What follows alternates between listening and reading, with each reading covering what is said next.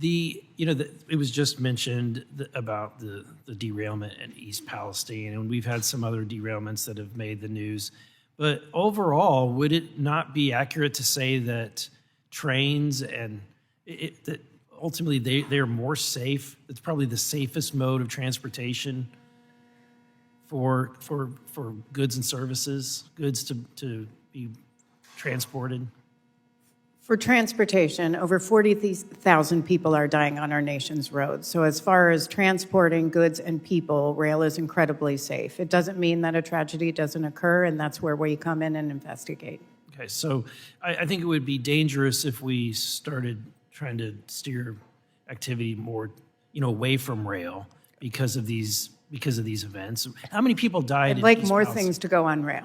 Right. How many people died in East Palestine?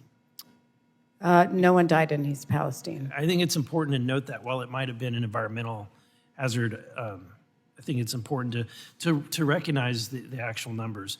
Mr. Barrett, or is it Barat or Bott? Sorry, Mr. Bott. My question has to do with the Francis Scott Key Bridge, which has been a subject for this entire hearing. As I understand, there's about 15,000 jobs that are dependent on the port, and another 140,000 that are linked to the port. Many of the individuals are worried that they could lose their jobs because of no longer having access because of the collapse of the bridge. How long will it take to construct the new bridge? Thank you, Congressman, for the question. And yes, the port, and I think that's part of the critical efforts of the Army Corps and the Coast Guard to get that port reopened so that those jobs can resume. I think the bridge itself, once the port reopens, is on a 2028 schedule. Right now is the preliminary estimate to get that bridge back open. So 4-year estimate. That what about the cost for the bridge? So right now, the way that the RFP is being structured, it will be a progressive design build. So you go in and you say, this is the structure that we need to build, and then the benefits of progressive design build is they can bring in different elements. So that's why the cost and the schedule will update as the different elements come in. But right now, it's estimated $1.7 to $1.9 billion. Have there been any environmental concerns or any other issues that we might be able to look to sign any waivers that might expedite the construction of the bridge? Yeah, so on the environmental side and through NEPA, that's why we're likely going to get to a categorical exclusion because we're putting a bridge back where one existed relatively within the same footprint. We'll work with our permitting agencies to make sure that we're not missing anything, but that is our plan. And you served as the head of transportation for the state of Colorado prior to this role. Is that correct? And Delaware. Okay.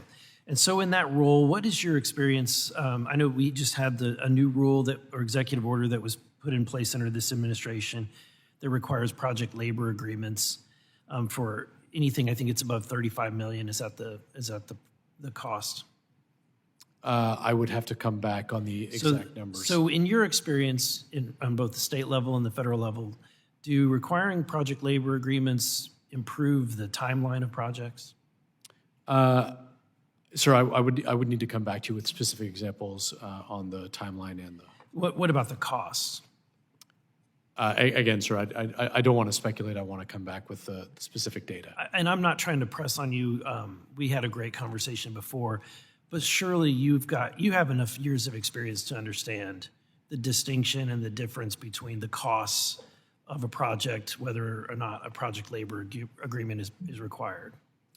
Yeah, with the one project I would think about, and it wasn't a PLA that was required, but we did do what I would call the first sort of local hiring preference in Denver when we replaced the I-70 viaduct. And the goal is, and I think it's similar to where the administration is here, is trying to create good paying jobs and create a workforce for the future and ensure that we're building the nation's infrastructure and building out great jobs. But if the taxpayer were going to get more bang for their buck, if they're going to get more bridges, more roads, it would be without a project labor agreement.